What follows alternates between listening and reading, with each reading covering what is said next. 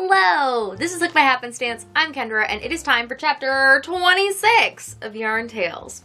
Yarn Tales is my ongoing series here at Hooked by Happenstance, where I read books, I tell you a bit about them, and then I apply silly Kendra rules to my rating of the book, and I add to my reading shawl. Now, my reading shawl is an ongoing project throughout the year where I add a segment for every book that I read. I had originally intended it to be a small project where I was planning to read 12 to 15 books this year and make one shawl.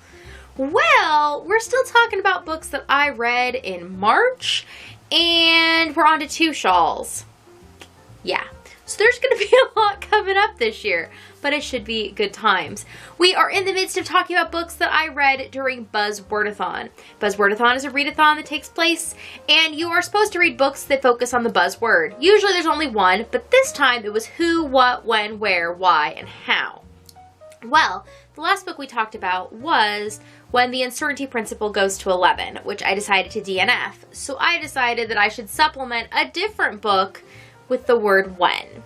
The book we're going to talk about today is When It Happens to You by Molly Ringwald. This is a book of short stories. I really didn't know what I was getting into. I had never heard of it. Turns out this is one of my favorite books that I've read this year, I think. It is certainly the first book that I read this year that completely captivated my mind and attention. Now, I've mentioned before that I spent about a decade-ish not reading a lot for myself, that I would read to my kids. In fact, I read a lot to my kids, but that there was not a lot of personal reading going on, and part of the reason for that is because I've become a wee bit of an obsessive reader, or I had in my youth found that to be a problem, where once I started reading, reading was all that I wanted to do. I'm doing a much better job of balancing that right now. Now, the fact that I am already on my 26th book might lead you to argue with that fact, but I promise it is much more balanced, and audiobooks have helped with that a lot. But When It Happens to You is the first book that I read that even when I wasn't reading, my brain was still in the story and thinking about it and wanting to get back to it and finding ways to finish what I was doing so that I could get back in the story, which is really interesting, and it was a feeling that I didn't realize how much I had missed. Now, there have been some books I've already read this year that could have given me a similar feeling, but I happen to have read them all in one sitting or over several evenings, and this book took me longer because this was an ebook.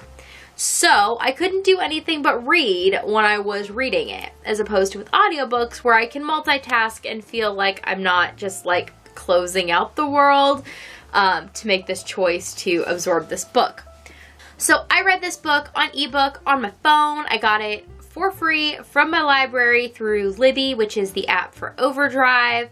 I highly suggest that if you want ebooks and audiobooks, please look into your library services, because it is a great way to save you money so that you can find out more and absorb more of these books. Audio and ebooks can be really expensive otherwise. I also find that getting ebooks through my library means that I don't end up hoarding them.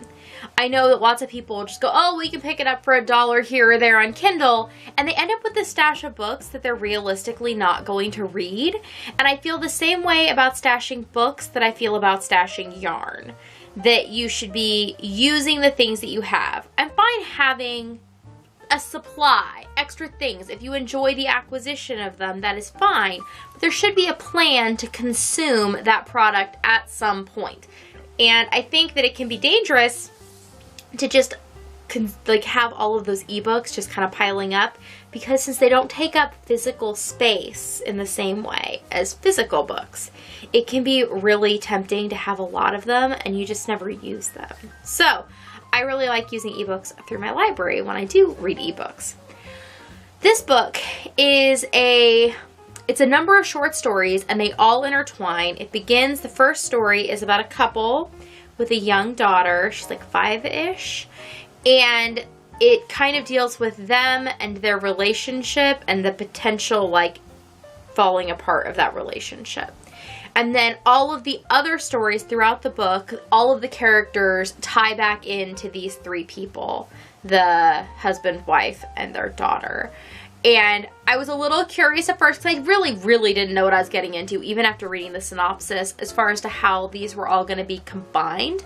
It reminded me a little bit of reading Maeve Binchy books, which is one of my favorite books of teen and early 20s were reading books by Maeve Binchy, which would tell you like little vignettes of all the people in a town, and then they'd all kind of intertwine on their own. And this did that really well. When I read the second story and it involved the woman, the wife, and her mother, I knew that it was going to all kind of stay close to this group, and it was really good. I had some favorite stories, but I won't tell you what they are because I feel like those are all like major spoilers, but it's a really interesting, heartfelt book, and it deals with a lot of hard issues. The idea of when it happens to you, at the end of this book, there happened to be a little interview with the author, and I mean, it was an ebook, so it was a written one, obviously. But one of the questions was, what does the title mean when it happens to you? And Molly Ringwald said that the whole book is based around the idea of betrayal and all of the betrayals that happen in life, and so what it's like when betrayal happens to you.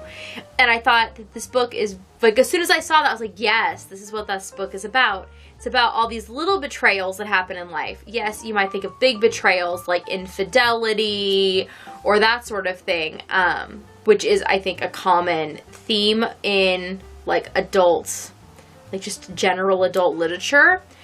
But it dealt with a lot of little betrayals that you don't think about ordinarily that way. But definitely that is an appropriate term for people betraying themselves, betraying those close to them. It was a good read. It wasn't exciting in the idea of, like, there was this adventure, this big plot that was exciting. It was just, I wanted to know what happened next. I wanted to be with these characters. I wanted to see what was going on. Were they all likable? No. But they weren't unlikable to the degree they are in some books. More, you had sympathy for them because they felt written in a really realistic way, which I really appreciated. So, I gave this book 5 stars, obviously, since it was one of my favorite things that I've consumed this year. And I keep kind of thinking back to parts of it, which I think is the kind of a hallmark of a really good book, is that it will stay with you, you know, weeks after you've read it, even after you've consumed other stuff. So, let's look at our 5-star stripe in the shawl because it turned out really good. Now, since this was for Buzzwordathon, it's for Readathon, I went ahead and I added some beads to the section, which is always fun and exciting. I'm just dropping things all over the place. That's what's happening over here. So, I added beads, and this was the first time that I had added beads to a segment for a physical book. I count physical and ebooks the same way. The shawl has 4 yarns in it. 1 for books that I read with my kids, 1 for books for my Life's Library subscription that I get every 6 weeks, 1 for physical books that I consume by myself, that also includes ebooks, and then 1 for audiobooks that I consume by myself. As you'll notice, the majority of this shawl is audiobook in color, but this one stands out to me. So, here is the strip, and you can see every one of the yarn types also has a patterned row that goes with it that's different. And so this has kind of a little cluster. And what I did is in every other cluster, the middle stitch, I put a bead in. And I did different colors. There's a gold and a blue and a brown and a black. And some of them are matte and some of them are shiny. And some of them have like a metal. With beads, sometimes they can be lined with metal, sometimes they aren't, and then they look different with the light through them, and I just think it's really fun how it turned out. The yarn that I used is Cattails yarn in the Black Aja colorway.